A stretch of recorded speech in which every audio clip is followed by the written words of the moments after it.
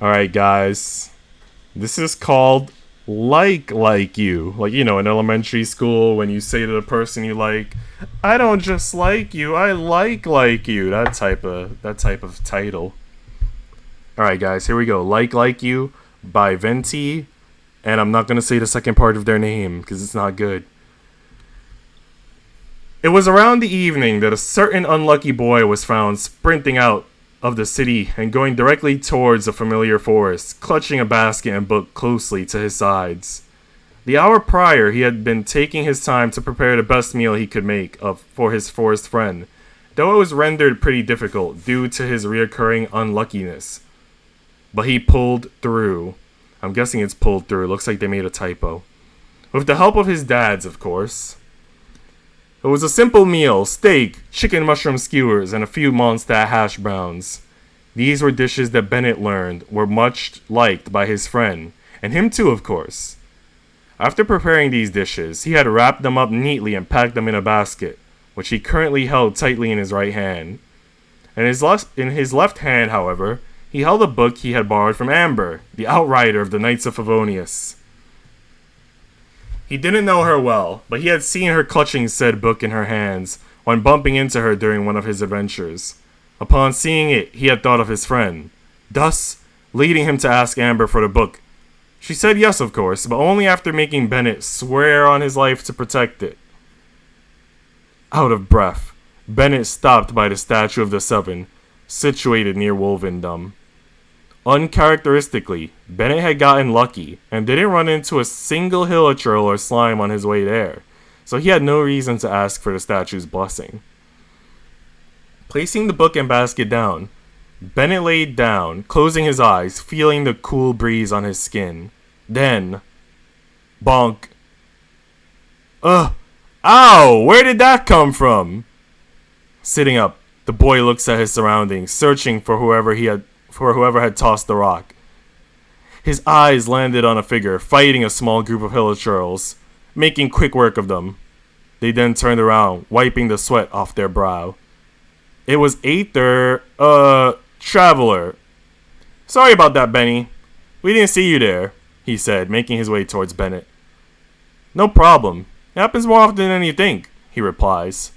During their exchange, however, a certain travel companion had made her way towards the sizable basket Bennett had brought with him, taking a whiff and almost immediately drooling. Bennett? Who's this for? Paimon yelled, causing Bennett to whip his head around and meet her gaze. She had completely disregarded the familiar book that laid beside the basket, focusing solely on the food. Oh, that's for my friend, Razor, he says, a large man making its way onto his face. A large smile making its way onto his face. What? Boy, I can't read. Paimon and Aether exchanged looks before looking back at Bennett. You must have worked pretty hard to make all this for him. What's the occasion? Paimon questioned, putting her hand on her chin. Well, I don't really have a reason. Just wanted to do something nice for him, Bennett said, lightly scratching his head, a small blush appearing on his cheeks. Aw, Paimon thought, we could feast together, but Paimon guesses we can't, Paimon says, clearly trying to guilt-trip Bennett into giving them food. Paimon, don't we have somewhere to be right now? We should get going. See you later, Benny. Aether says before grabbing Paimon's small hand and dragging her away, saving Bennett for her not-so-sneaky tricks. What? Hey, Paimon's not done! But it was already too late. Traveler had sprinted off with the poor girl in his hands. Bennett was saved, more or less. Feeling well rested, he decided to resume his journey to Wolvendom. The sun had already started to set, turning the sky a light orange hue, making the boy quicken his pace. After what had felt like forever, Bennett had finally made it to the forest. He made his way towards the elemental totems that he had lit up when he had first showed Razor his vision. They usually met up there. It was the easiest way to find each other since Razor didn't appreciate Bennett shouting his name while jogging through the forest. It was disturbing, to say the least. Bennett opened the basket. Placing the dishes on the picnic blanket he spread out across the ground. Being attracted by the scent, Razor almost immediately poked his head out of one of the bushes near Bennett. Bennett? Razor! You brought food? Razor asked, quietly shuffling toward the blanket. Yeah, I made everything I know you like. We can eat together, if you want, Bennett said, fidgeting with his gloves, a small blush dusting his face. Whenever Bennett and Razor would hang out, Bennett would do all the talking, knowing that talking wasn't Razor's favorite thing to do. He didn't show much expression and was mostly silent. Bennett would sometimes cook meat for Razor, and in exchange, Razor would teach him how to communicate with wolves. But today was different. Well, let's dig in. They both ate whilst Bennett talked about the recent adventure he had been on, Razor listening quietly. Bennett closed the picnic blanket, placing it by his side with a content grin on his face. There was no treasure, but the experience was what really made it count, he said, finishing the story he was telling Razor. He then stood up to dust himself off. Bennett, Razor said, finally talking after Bennett's lengthy story. Bennett looks down at him questioningly. Razor then points at the book beside the pyro totem behind Bennett. What's that? Bennett's face then lit up. It's a book! Razor tilts his head to the side. And there's stories in it, like the ones I tell you, only different. This further confused him. Here, let me show you. Bennett then picked the book up and made his way toward Razor, plopping down beside him, opening the book. Look! These words tell a story. Would you like me to read it for you? Confused but curious, Razor nodded his head. This is the story directly from the game. Birds that could not fly. When the first wisp of wind brushed across the land, birds that yearned for the sky had wings, but no way to fly. They asked the Animo God, "How can we reach the heavens?" To which the Animo God replied, "You have yet to find that which is most important." As the god spoke, the wind thrust the seeds of a dandelion high into the sky. The birds thrust out their wings, but the breeze was all too mild, leaving them to stumble across the earth. So they went to the gorge where the wind showed off its wild and incomparable strength. They threw themselves off the cliff and flapped their wings amongst the howling winds until they were able to fly freely in the sky. To the Animo God, they went to gleefully say, "We understand now. All we needed was a stronger wind to fly." In reply, the Animo God said, "What you lacked was not wind, but courage. It is courage that has allowed you to become the first flying birds of this world." "Courage," Razor whispered. "Where is music coming from?" he said, looking at Bennett. Bennett didn't realize how close they had gotten. If either of them had slightly moved forward, their noses would be touching. But Razor seemed unbothered. Breaking eye contact, Bennett looked up, searching for the source of the music that had begun playing as he started reading the story. There he saw Venti, the wine-obsessed bard, sitting at the top of the tree in front of them, lyre in hand. I think that's how you pronounce the instrument. When they made eye contact, he stopped playing. "Oh, hey, I didn't mean to interrupt your sentimental moment, but I just couldn't help but play a tune to that wondrous story," he said, chuckling at the end. He then jumped down, landing softly as if being carried by the wind. Bennett didn't know much about the bard. He had only heard his tunes a few times while roaming around Mondstadt. He had also heard Master Dillick and his dads mentioning the bard's unbelievable intake of wine. To Bennett, Venti looked too young to be drinking in the first place, but he decided not to get into other people's businesses, especially if it didn't affect him. Razor, on the other hand, saw Venti as a powerful person that could soothe his family with his angelic tunes. He didn't quite understand what the melodies meant, but he enjoyed them nevertheless. "Bennett," Venti smiled. "Yes, how did he know his name?" "Don't be afraid of how you feel. Have some courage. Not that you don't already have a lot of that," he said, looking towards Razor for a split second. He then spun around and walked off, disappearing into the forest, a small gust of wind following him, leaving Bennett confused. Razor doesn't know his poems, but Lupical likes them, Razor says, interrupting Bennett's confused state. Bennett replies.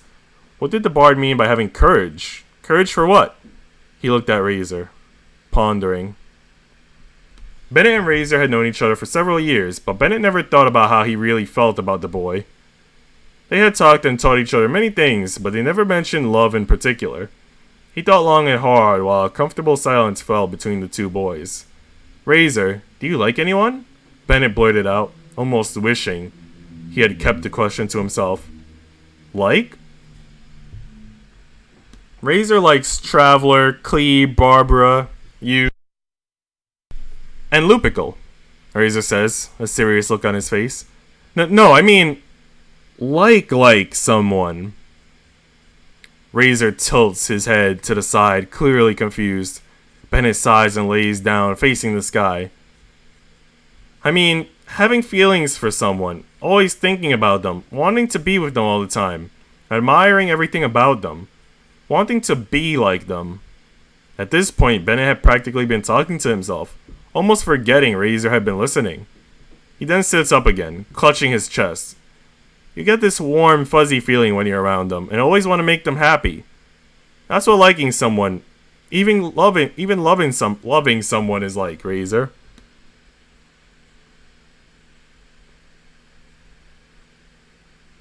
Upon saying these words, Bennett then smiled to himself, realizing that all these things applied to his feeling toward his forest friend. He was no doubt in love with Razor, and only now had realized it. It felt relieving. Razor knew that wolves did indeed love each other and had many different ways of showing their affection. However, he himself had never felt this way towards anyone. He didn't understand how it felt to love someone. Until now. Carefully listening to Bennett's words, Razor tried his best to think of who made him feel that way. Without a doubt, it was Bennett. The way he would talk endlessly about the things he enjoyed, or get hurt due to his unluckiness. The feelings he would get whenever they'd hunted together, or when Bennett didn't show up for weeks. All of these were feelings of love. Or how Bennett put it, like. And the realization hit Razor like a sunsetia falling from a tree. He didn't know what to do. It was all so new to him. So he did what he had previously seen the wolves do. Not wanting to scare his friends off, he decided against nibbling or grooming him. So he did the next best thing. Bennett turned his head to meet Razor's gaze once again, to surprisingly see his face as red as an apple. "Razor, are you alright?" Bennett says, clearly confused by Razor's behavior. Razor then gets on his hands and knees and shakily bows his head towards Bennett. "Huh? What's he doing?"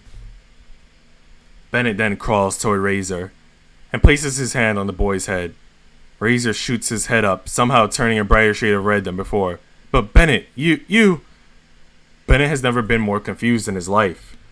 Razor then inches toward Bennett, looking him in the eyes, and licks him. "Hey, Razor, how do wolves kiss?" Barbara asked. That day, Bennett and Barbara, both fairly young, had adventured out into wolvendom without telling their parents, to meet the wolf boy they had befriended a while back. "They lick," he simply says. The two had been fairly surprised. "Wow, that's so cool," Bennett yells. "Really? I think it's kinda gross," Barbara whispers, trying not to offend Razor.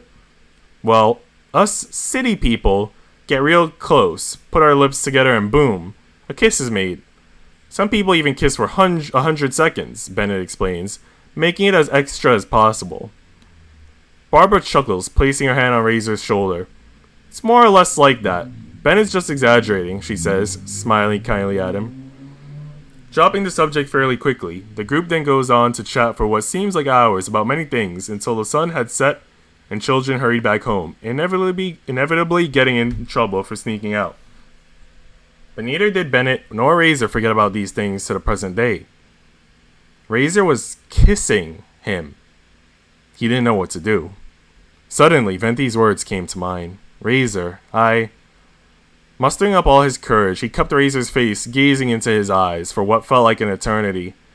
He then slowly closed the small gap between them. The kiss was soft and short. It felt strange, and Razor had his eyes open the whole time. They then pulled apart, and Razor had promptly faced the opposite way. "Bennett?" "Yes."